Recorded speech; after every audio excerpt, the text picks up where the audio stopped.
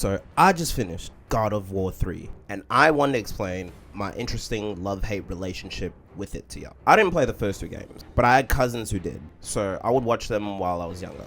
However, I understand that the general gist is that Kratos was duped by the Greek gods, mainly Ares, into killing his own wife and daughter. He already got his lick back, but in this third game, he's following up for round 2 with Zeus. I'm gonna start with the negatives first, since I want to end this video on a good note. My first gripe is that certain enemies can feel more irritating than challenging. The first one that comes to mind are those damn Cyclops. Because when you first meet them, you're not as strong, and it felt like I had to play a very certain and cheap way in order to gain a victory over them. Like, for instance, in a game like Cuphead, there are multiple ways to defeat their enemies and bosses. But when you lose, it doesn't feel like a complete bull as to why you did. It felt like there was a reasonable skill gap that could be fixed with a matter of time. However, here in this game, it feels cheap and annoying more often than not. Can I also just say, screw the puzzles? Dog, I've never hated puzzles in games more in my life until this one. Sometimes it felt like it was doing too much and wasn't designed well,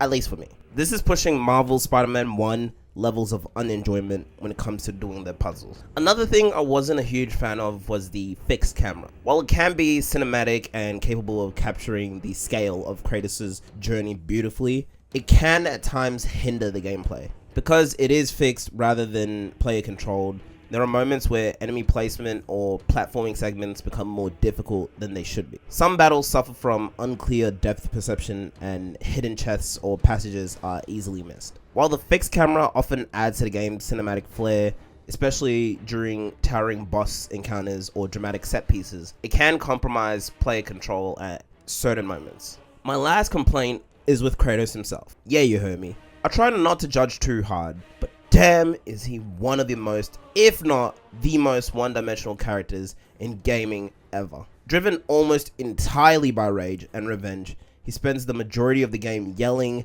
killing, and showing little remorse for his destructive path. He's a blunt instrument wielded with merciless determination. It isn't until the very end of God of War 3 that Kratos shows any real growth or reflection, a development that, while powerful, feels delayed. Until that point, he is largely a symbol of wrath rather than a fully fleshed out character. Literally, there were so many scenes that were so unnecessarily edgy that I was thinking, surely that could have been removed, right? Like when Pandora first talks about hope to him and he says, "Hope is for the weak."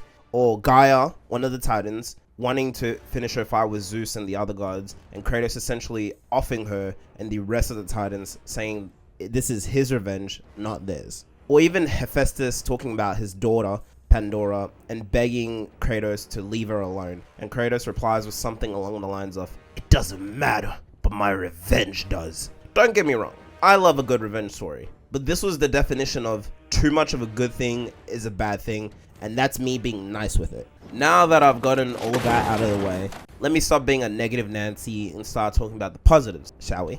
I love how this game respects your time with its length being around 10 to 15 hours, and it's a fun battle system is amazing. Getting to switch around your weapons and create new combos that feel satisfying was a highlight for me. My most used were the Blades of Exile and the Nemean Cestus. I love the former because you could string together quick combos and be an aerial assassin if need be. As for the latter, it just made me feel like the Hulk, and who doesn't love smashing things around? Don't lie. The quick time events were fun as hell and aided in the fun and storytelling. Sometimes the violence and gore became a bit much, but it is what it is. Complementing the visual spectacle is God of War 3's thunderous and atmospheric soundtrack. Composed by Gerard Marino and others, the music perfectly encapsulates the grandeur and dread of Kratos' world. Themes swell with urgency during boss battles, pulse with tension during exploration, and mourn with sorrow in reflective moments. The score is a key contributor to the game's immersive quality,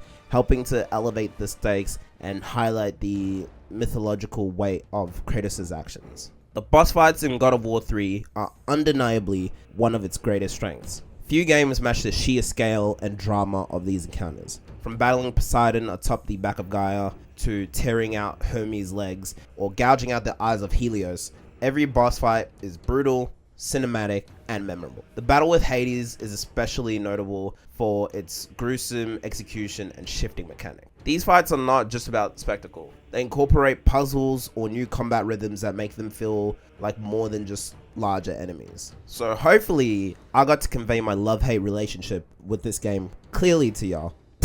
That being said, let me know your experiences with this game and trilogy. I know there's quite a bit that I missed out on, so I can't wait to see what comments y'all come with. As always, thanks for watching, and this is Black Sugar Lovin', out.